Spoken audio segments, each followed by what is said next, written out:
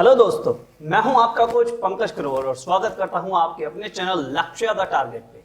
दोस्तों, आपने मेरे से कमेंट बॉक्स में पूछा था सर आपने सारी रेशियोज बता दी लेकिन आपने हमें नहीं बताई वो रेशियोज जो बैलेंस शीट से रिलेटेड है ना।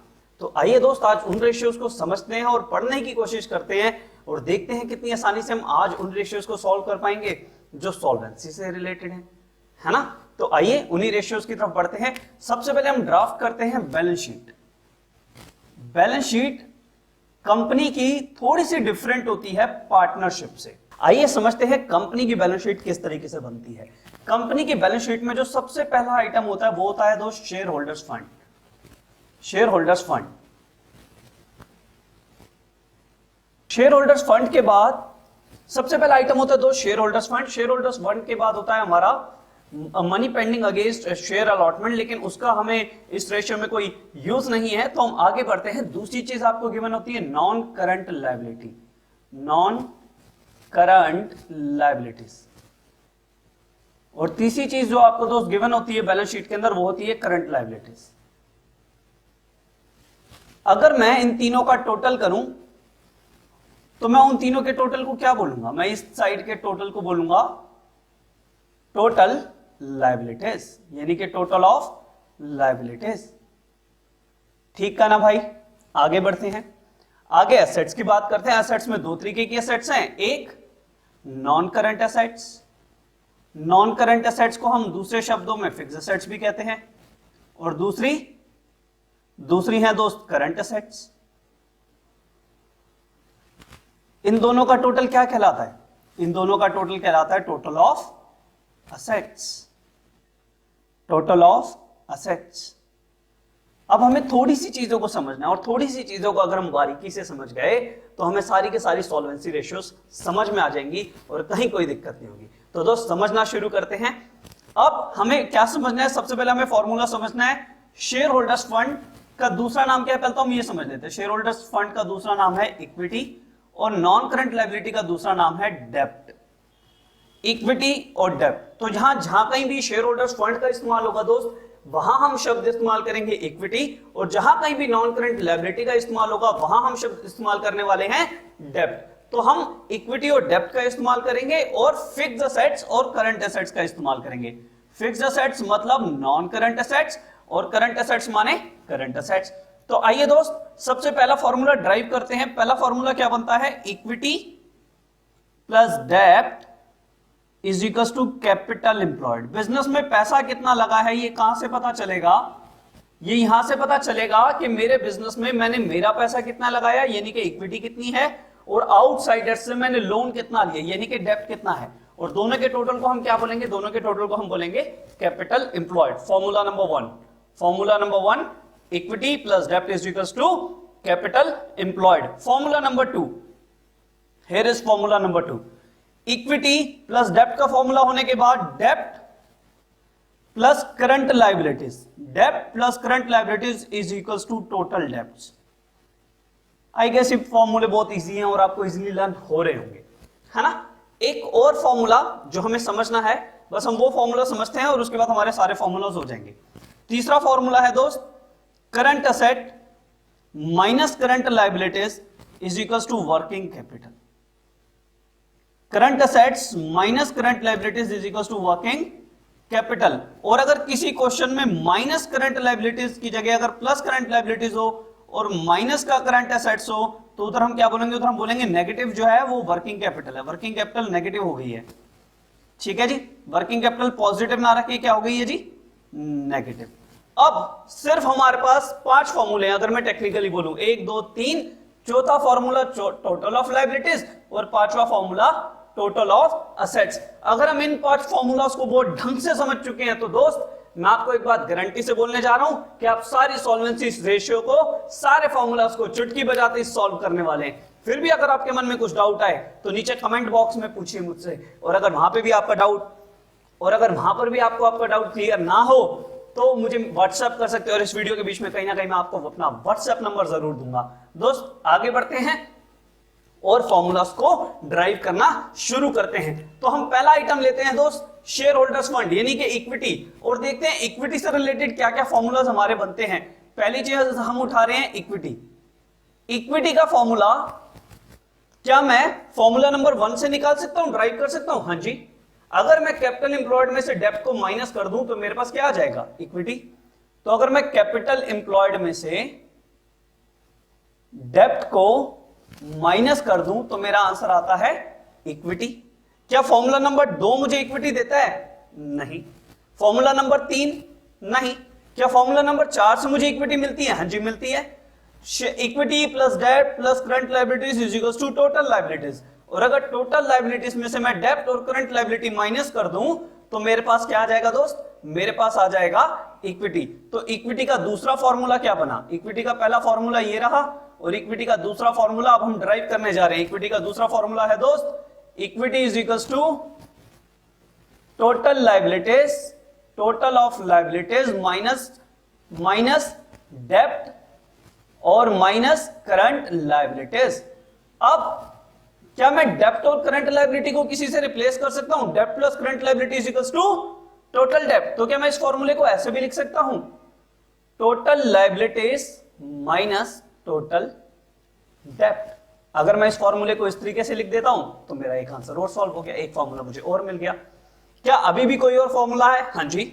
Total of liabilities and total of asset is always equal.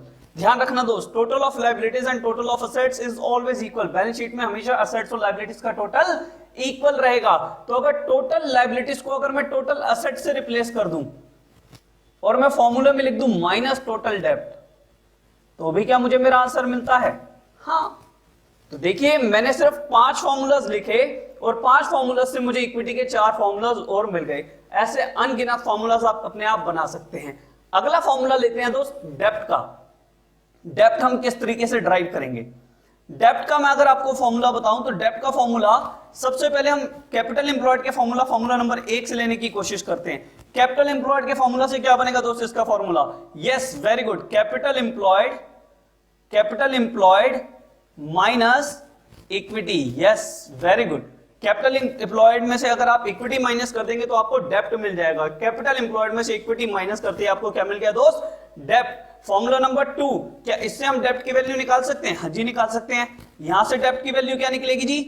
Total डेब्ट माइनस करंट लायबिलिटीज। टोटल डेब्ट minus current liability. Very good, answer निकल गया। क्या फॉर्मूला नंबर 3 हमें इसका आंसर देता है? नहीं। फॉर्मूला नंबर 4 हाँ जी देता है।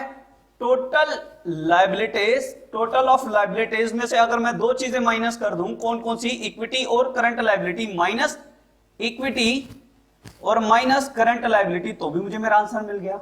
अब दोस्त टोटल एसेट्स की जगह क्या मैं टोटल लायबिलिटीज की जगह क्या मैं टोटल एसेट्स लिख सकता हूं? यस लिख सकता हूं। Minus current liability minus equity.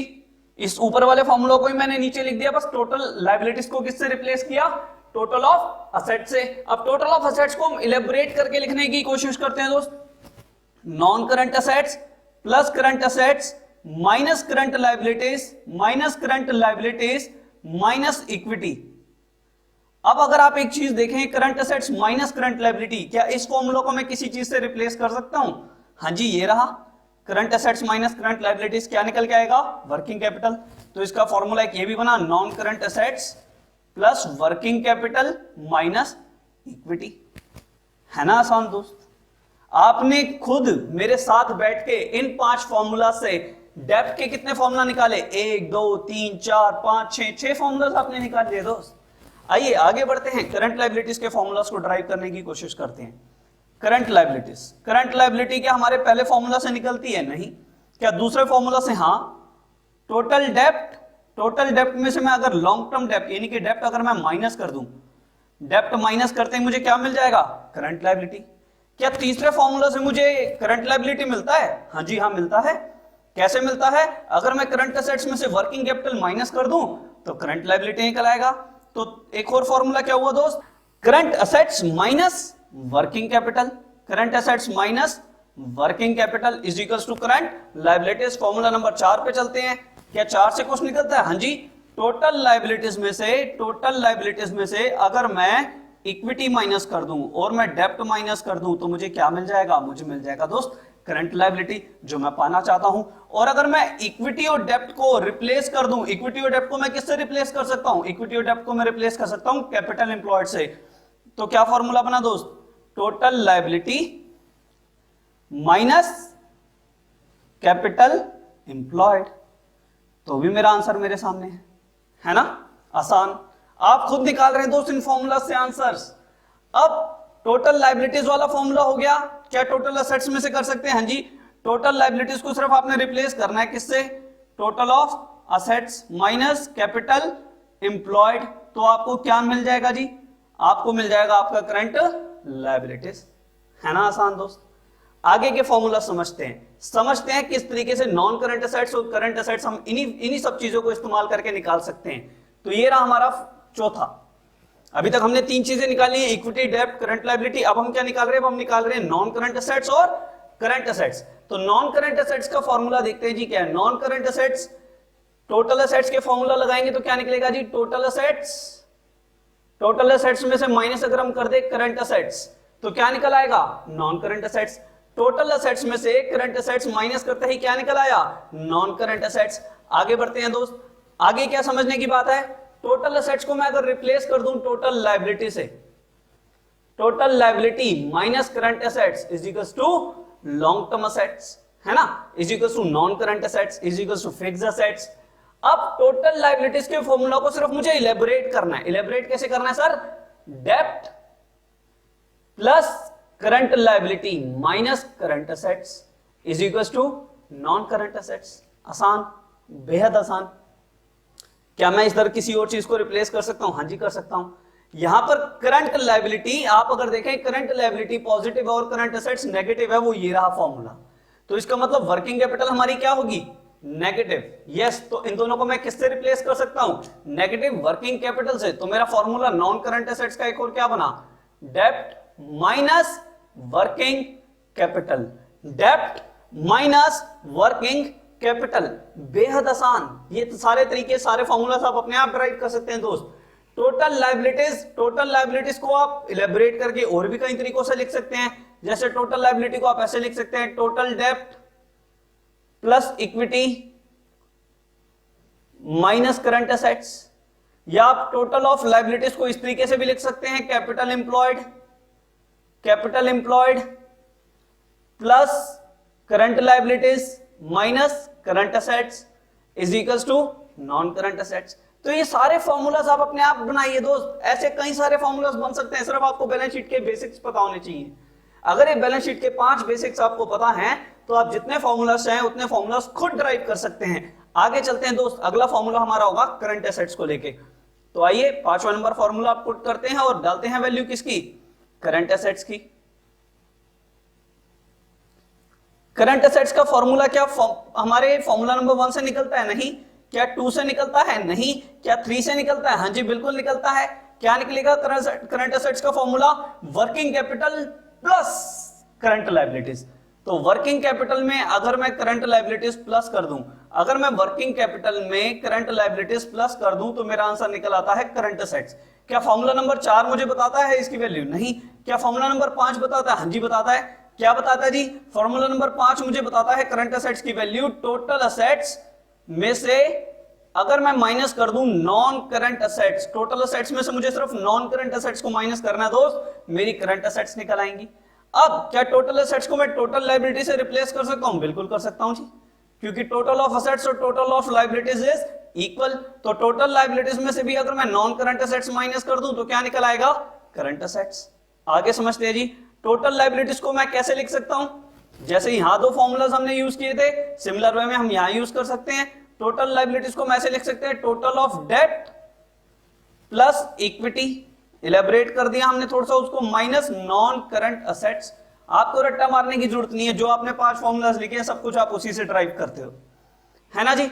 उसके बाद total date plus equity minus non current assets के बाद हमारा कैपिटल एम्प्लॉयड वाला फॉर्मूला है। कैपिटल एम्प्लॉयड का क्या मतलब होता है जी? कैपिटल एम्प्लॉयड का मतलब होता है debt plus equity. Debt plus equity आपने ले लिया, डेट और इक्विटी ले लिया तो क्या बचा? Current liability. इसके बाद आप करंट लायबिलिटीज को ले लो और माइनस क्या कर दो जी? Non current assets. तो आपका क्या निकल आया? Current assets. सारी फॉर्मूला सॉल्व, है ना। अब बेसिक बेसिक देखो, सॉल्वेंसी रेशियो को हमने कितना इजी बना दिया, सारे फॉर्मूलाज को हमने एक साथ बोर्ड पे ड्राइव कर लिया, बिल्कुल रट्टा मारे बिना, और सारे हमने सिर्फ इन छोटे छोटे फॉर्मूला से ड्राइव किए। आगे चलते हैं दोस्त, हमारी रेशियोज कौन कौन सी पूछी जाएंगी सॉल्वेंसी रेशियो में। सबसे पहले आपको पूछी जाएगी डेब्ट इक्विटी रेशियो। डेब्ट इक्विटी रेशियो का फॉर्मूला क्या है दोस्त, जो पहले नाम लिखा है उसको रखना है न्यूमरेटर में, और जो बाद में नाम रखा है उसको रखना है अपने डिनोमिनेटर में, यानी कि डेब्ट अपॉन इक्विटी। डेब्ट अपॉन इक्विटी, ये किस चीज का फॉर्मूला है, ये आपका फॉर्मूला है डेब्ट इक्विटी रेशियो का। दोस्तों दो रेशियोज हो रहे हैं, एक है टोटल असेट टू डेट, ये आपकी पहली रेशियो हो गई, दूसरी है आपकी टोटल असेट्स टू डेब्ट। अब यहां पर भी वही बात कि जो पहले आ रहा है उसको न्यूमरेटर में रखो, यानी कि टोटल असेट जाएगी न्यूमरेटर में, और डिनोमिनेटर में हम किसको पुट करेंगे, डेब्ट को। तीसरा आपका आता है दोस्त प्रोप्राइटरी रेशियो। प्रोप्राइटरी रेशियो का फॉर्मूला टोटल असेट टू डेब्ट के फॉर्मूले से थोड़ा सा अलग है। यहां पर टोटल असेट्स न्यूमरेटर में है, जबकि प्रोप्राइटरी रेशियो के अंदर टोटल असेट्स डिनोमिनेटर में आएंगी, और न्यूमरेटर में क्या आएगा, न्यूमरेटर में आएगा इक्विटी अपॉन टोटल असेट्स। इसके अलावा आपका एक रेशियो और है इंटरेस्ट कवरेज रेशियो, उसके लिए मैं अलग से वीडियो बनाऊंगा जिसमें मैं इंटरेस्ट कवरेज रेशियो और आरओआई यानी कि रिटर्न ऑन इन्वेस्टमेंट दोनों को एक साथ कैसे सॉल्व करना है ये आपको सिखाऊंगा, क्योंकि वो दोनों मिलती जुलती रेशियोज हैं। तो अभी तक रेशियो चैप्टर हमने ऑलमोस्ट सारा कर लिया है, इसमें कुछ भी नहीं बचता है, लेकिन हाँ सॉल्वेंसी रेशियो से जुड़े टिप्स एंड ट्रिक्स मैं आपसे जरूर शेयर करूंगा अपनी अगली वीडियो में। और अगर इसके बावजूद आपके कुछ डाउट्स है तो मुझे नीचे कमेंट बॉक्स में पूछना मत भूलिएगा। हमें कई बार आइडियल रेशियो पूछा जाएगा, आइडियल रेशियो बताइए जी क्या है। डेब्ट इक्विटी का आइडियल रेशियो है 2:1। डेब्ट इक्विटी का आइडियल रेशियो है 2:1। टोटल असेट्स टू डेब्ट का क्या रेशियो हुआ फिर, अगर डेब्ट इक्विटी रेशियो का आइडियल रेशियो 2:1 है तो टोटल असेट डेब्ट और इक्विटी टू टोटल असेट्स का हमारे सिलेबस का पार्ट नहीं है। लेकिन अगर फिर भी कोई पूछे आपसे कि टोटल असेट टू डेब्ट का आइडियल रेशियो क्या है तो 3:2 आइडियल रेशियो, इससे ऊपर जितना होगा उतना अच्छा। इक्विटी टू टोटल असेट्स का कितना है 1:3, बेयर मिनिमम इतना होना चाहिए, इसके ऊपर जितना हो उतना अच्छा। तो ये हमारी कुछ एक आइडियल रेशियोज हैं जो मैंने आपके साथ डिस्कस की। अच्छी रेशियो का क्या मतलब है, अगर आपका न्यूमरेटर बड़ा हो, अगर आपका न्यूमरेटर बढ़े या आपका डिनोमिनेटर घट जाए तो आपकी रेशियो इंप्रूव हो रही है, वेयरएज अगर आपका न्यूमरेटर घट जाए या आपका डिनोमिनेटर बढ़ जाए तो आपकी रेशियो रिड्यूस हो रही है। तो दोस्तों बहुत ही सिंपल शब्दों में, बहुत ही सिंपल टेक्निक्स के साथ आज हमने समझा रेशियो एनालिसिस का सॉल्वेंसी रेशियो। इसके बाद जो अगली रेशियो होगी हमारी वो प्रॉफिटेबिलिटी रेशियोज और इंटरेस्ट कवरेज रेशियो पे, उसमें मेरा वीडियो देखना मत भूलना, और साथ ही साथ इसके ऊपर भी मेरा वीडियो ना देखना भूलना जो इसके टिप्स एंड ट्रिक्स का होगा। इसके अलावा जितने क्वेश्चंस कमेंट बॉक्स में डालो, हमारे चैनल को सब्सक्राइब करना मत भूलिएगा और घंटे का बटन जरूर दबाइएगा। और मेरे वीडियो अगर आपको पसंद आए तो अपने दोस्तों के साथ जरूर शेयर कीजिए, लाइक का बटन दबाइए। मैं आपके लिए यूं ही आसान टिप्स ट्रिक्स लेके आता रहूंगा, आपको अकाउंट्स, बिजनेस, इकोनॉमिक्स, इंग्लिश, जिसमें जो डाउट्स हो, जो आपको टिप्स एंड ट्रिक्स चाहिए, जो टॉपिक आपके समझ में नहीं आ रहा मुझे बताइए, मैं आपकी मदद करूंगा 100 मार्क्स लाने में। क्योंकि सर 100 मार्क्स 3 डिजिट होते हैं, बाकी एवरीथिंग एल्स इज 2 डिजिट। तो 100 मार्क्स इज 100 मार्क्स, और 100 मार्क्स की तैयारी करने वालों के साथ मैं हमेशा रहता हूं। थैंक यू सो मच दोस्तों, thanks for watching this video till the end.